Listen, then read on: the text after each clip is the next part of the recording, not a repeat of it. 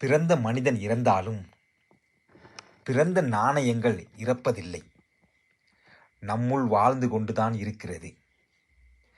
இந்திய நாட்டின் மிகவும் பிரசித்தி பெற்ற 105 வருட பழமை வாய்ந்த நாணய தகவலுடன் யூடியூப் வாயிலாக சந்திப்பதில் பெரும் மகிழ்ச்சியுடன்.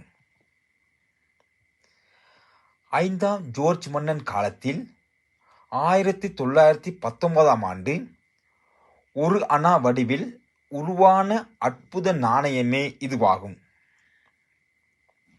இந்த நாணயம் இங்கிலாந்தில் வடிவமைக்கப்பட்டு கல்கத்தா நாணயசாலையில் கல்கத்தா பிரிட்டன் நிர்வாக நாணய மையத்தில் அச்சிடப்பட்டதாகும்.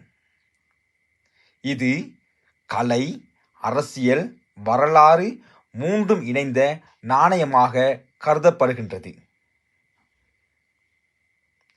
அக்காலத்தில் 16 அணா ஒரு ரூபாயாக கருதப்பட்டது. இந்த நாணயம் வட்ட வடிவம் கொண்டதாகவும் இதன் அளவு 31 மில்லிமீட்டராகவும் இதன் நிறை 9.7 கிராம் ஆகவும் செம்பு கலந்து செய்யப்பட்ட சிறப்பான நாணயமாகும். இதன் முன்பக்க தோற்றம் இடப்புற முகப்பு படத்துடன் ஜூன் மாதம் 3ஆம் திகதி 1865 பிறந்த 5ஆம் ஜார்ஜ் மன்னரின் உருவப்படமே இதுவாகும். இவர் 1910ஆம் ஆண்டு தொடக்கம் 1936ஆம் ஆண்டு வரை 26 ஆண்டுகள் ஆட்சி செய்து 1936ஆம் ஆண்டு ஜனவரி மாதம் 20ஆம் திகதி தனது 70 வயதில் இறை எய்தியவராவார். இவரை சுற்றியுள்ள ஆங்கில எழுத்துக்களில் அரசரின் பட்டம் காணப்படுகிறது. இதில் உரோம எண் 5 இராணுவ வரிசை இலக்கத்தை குறிக்கிறது.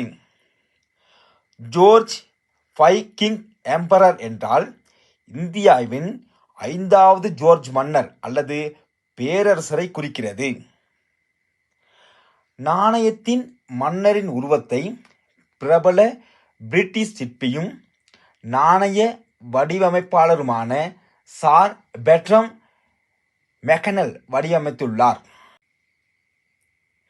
இந்த நாணயத்தின்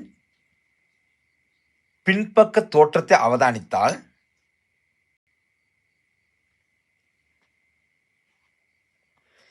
1/4 அணா இந்தியா 1919 எனவும்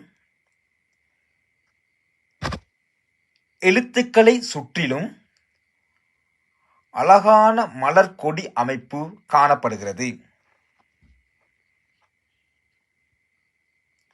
அணா என்றால் இந்திய நாணய அலகை குறிக்கின்றது.